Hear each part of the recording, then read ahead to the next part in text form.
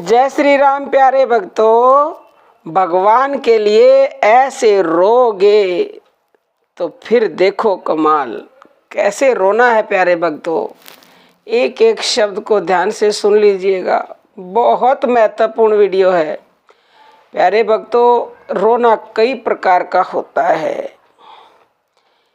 कभी कोई दुख आ जाता है तो इंसान रोने लगता है, कई बार सुख में भी रोने लग जाता है, कई बार कोई इच्छा पूर्ण नहीं होती तो रोने लग जाता है, कभी किसी की मृत्यु हो जाती है तो शोक में रोने लग जाता है।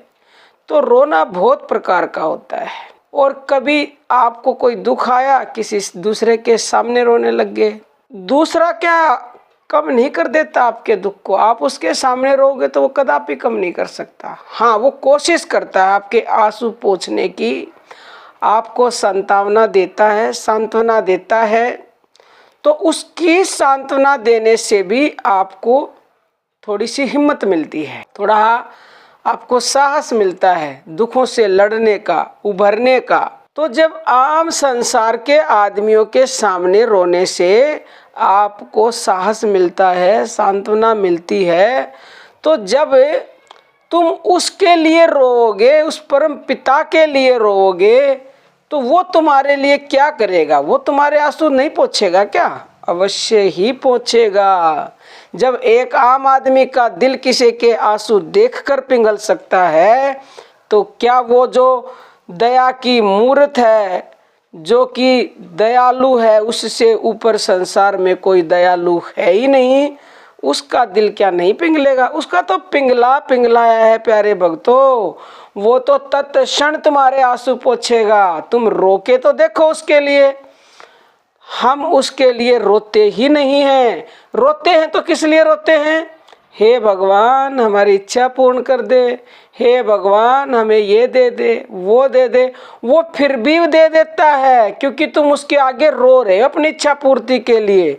अंदर से जब रोना आता है, चाहे फिर वो इच्छा पूर्ति के लिए हो, चाहे वो दुख दूर करने के लिए हो, तो वो तुरंत पूर्ण कर देता है, तुरंत तुम्हारे आंसुओं को पूछता है। लेकिन जब केवल और केवल तुम उसका प्रेम पाने के लिए रोओगे, उसके दर्शन के लिए रोओगे, उसके विरह में इस प्रकार व्याकुल हो जाओगे कि आपके अश्रु थम नहीं रहे, तो तत्क्षण तुम्हें गले से लगा लेगा और तत्क्षण तुम्हें दर्शन दे देगा। तुम रो के देखो प्यारे भक्तों, वो इतना दयालु है, इतना दयालु है कि उससे बढ़कर इस संसार में कोई दयालु है ही नहीं प्यारे भक्तों।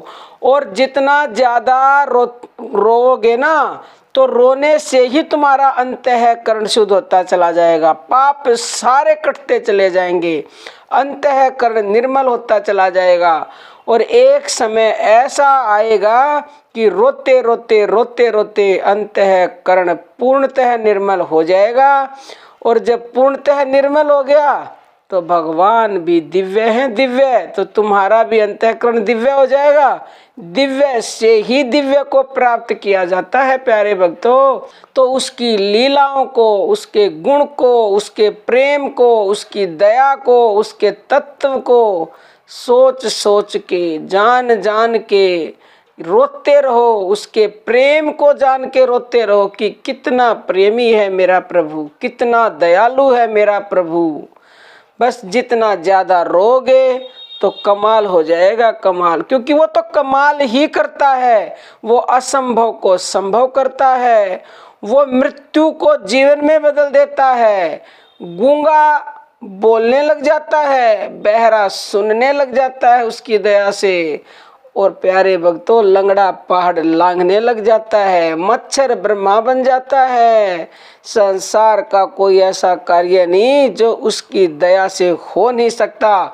तो उसके लिए रोवो रोवो रोवो, जितना ज़्यादा उसके लिए रोओगे वो तुम्हारे लिए भी रोता है। क्योंकि भगवान कहता मुझे तो जैसा बचता है वैसा ही बचता हूँ। तुम्हारे लिए रोएगा और तुम्हारे आंसू भी पोंछने आएगा, और जो तुम चाहोगे वो तुम्हारे लिए निसंदेह करेगा प्यारे भक्तों। तो कहने को तो मैं इस पे 1 घंटा लगातार बोल सकती हूँ प्यारे भक्तों, 2 घंटे भी बोल सकती, क्योंकि उसका वर्णन कभी खत्म हो ही नहीं सकता। वो मतलब अखंड है, अनंत है, उसके गुण अनंत हैं, तो वीडियो में कैसे समा सकते हैं। लेकिन वीडियो लंबी ना हो जाए, हमें इस बात का भी ध्यान रहता है, फिर आप बोर हो जाते हो। तो प्यारे भक्तों, आप समझ गए होंगे। अब हम अपनी वाणी को विराम देते हैं। जय श्री राम प्यारे भक्तों।